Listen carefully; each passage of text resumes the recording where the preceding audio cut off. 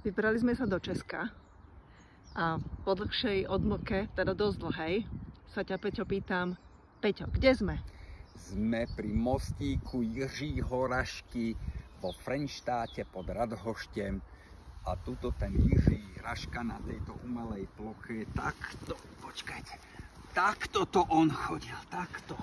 A to potom... tam hore videl na fotke. Áno. A tuto sa odrážal, tu sa odrážal. Ja to otáčam. K90. Tam sa odrazil a až tam dole dopadol. Tak. A Jiří Parma, majster sveta, tu trénoval.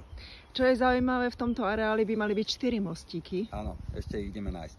Ideme ich pohľadať a my sme celí úžasnutí z toho, že tu majú takéto niečo. Lebo sme si povedali, že ideme pozrieť Beskydy a medzi tým sa motáme po mostíkoch zatiaľ. No a na Štrbskom plese sa už neskáče. Neviem, či tu sa skáče. Nevieme, ale kto si chce zistiť, Google funguje. Vygoogli.